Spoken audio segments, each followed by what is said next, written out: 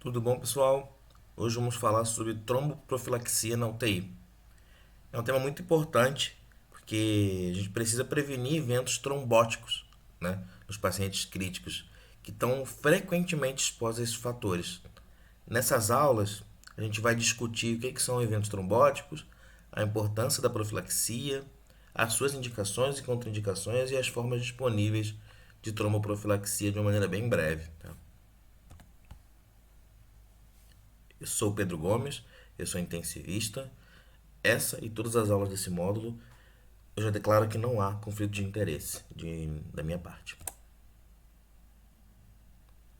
Eventos trombóticos, como a trombose venosa profunda, a embolia pulmonar, elas resultam da formação de coágulos que obstruem vasos sanguíneos. Esses eventos eles surgem a partir daquilo que nós chamamos de tríade de Virchow. Né? A tríade de Virchow são os principais elementos que predispõem ou necessariamente devem existir para a formação de um trombo dentro de um vaso. Afinal, dentro de um vaso, o sangue deve correr de maneira líquida, né, e não se solidificar. Coisas que alteram a homeostasia do sangue levam à trombose. Lesão endotelial torna expostos fatores de coagulação que vão iniciar a coagulação, porque o corpo entende que ali houve uma lesão e o sangue precisa ser estancado. Alteração do fluxo de sangue, como por exemplo um fluxo mais lento, um fluxo turbilhonado, um fluxo obstruído.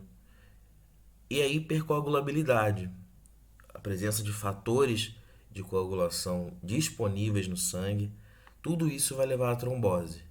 A grande questão é que cada um desses pontos aumenta a presença do outro. Entramos em um ciclo vicioso, basicamente, onde uma lesão endotelial vai alterar o fluxo de sangue, a alteração do fluxo de sangue vai alterar a coagulabilidade e a coagulabilidade vai gerar mais lesão endotelial. Essa é a tríade de Virchow e a gente precisa entender que cada uma dessas partes está relacionado aos fatores de risco que nós vamos encontrar nos pacientes que estão graves. E por isso os pacientes que estão graves, eles vão ter um maior risco de fazer trombose. Pacientes que sofreram trauma ou passaram por uma cirurgia, eles vão ter maiores lesões do endotélio e vão ter exposição de fatores de coagulação com maior frequência. Pacientes que estão imobilizados muito tempo, eles têm o fluxo de sangue dos membros inferiores reduzido, então facilitando a trombose nessa região. Pacientes que têm doenças inflamatórias ou infecciosas graves são pacientes que estão em estado de hipercoagulabilidade. Tá? Tudo isso vai levar o paciente a ter trombose venosa profunda, que são um grande problema na UTI. Por quê? Um paciente que evolui com um evento trombótico, que estava em ventilação mecânica, ele ganha mais 4 dias em média de ventilação mecânica depois disso. Em média, esse paciente vai ganhar mais 7 dias de internação em uma UTI, mais 10 dias de internação no hospital como um todo. Isso tudo aumenta a mortalidade na UTI em 60%. Pacientes fora do UTI têm a mortalidade aumentada em 30%. Então a gente precisa pensar nesses pacientes, pacientes que vão ter risco moderado a alto.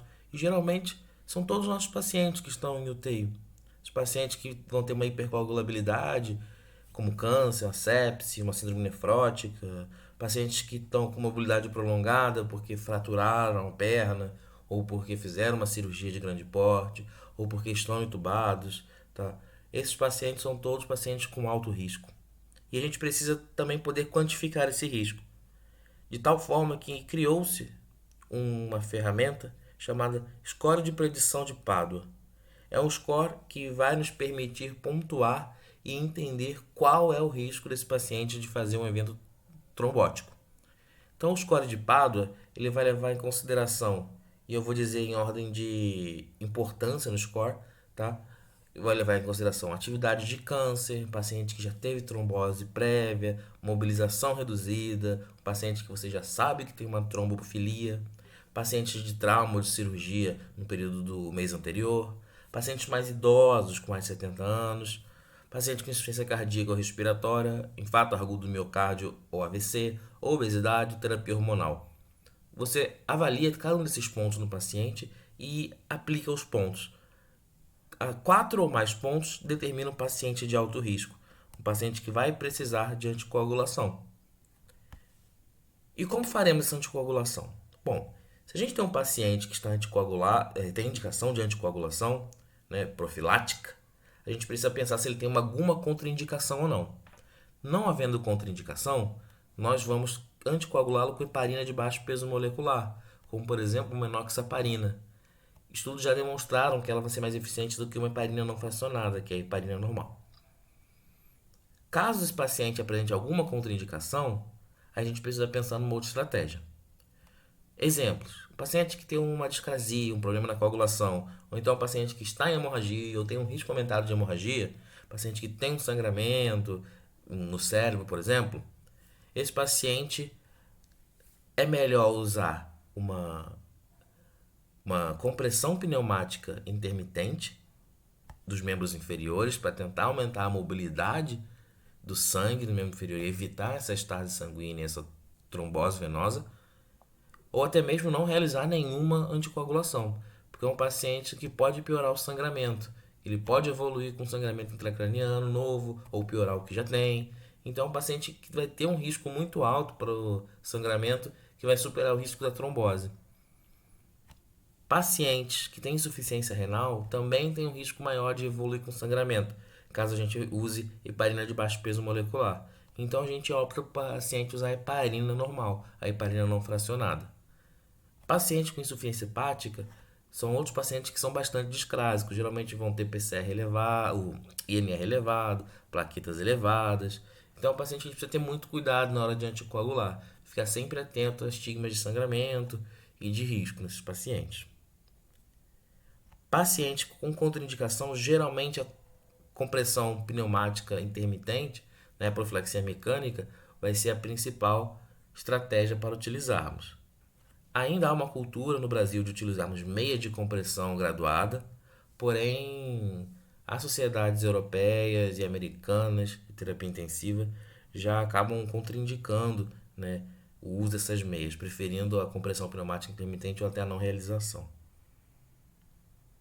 O uso das heparinas vai ser relacionado não ao peso, quando a gente quer fazer uma tromboprofilaxia. Quando a gente quer anticoagular o paciente, sim, leva em consideração o peso. No caso das heparinas de baixo peso molecular, como a enoxaparina, a gente deve usar uma dose padrão. A enoxaparina a gente usa 40 mg por dia. A heparina não fracionada, a gente vai avaliar a necessidade do paciente, mas podemos fazer uma dose de 5.000 ou 2.500 unidades 2 ou 3 vezes ao dia, a depender. Tá?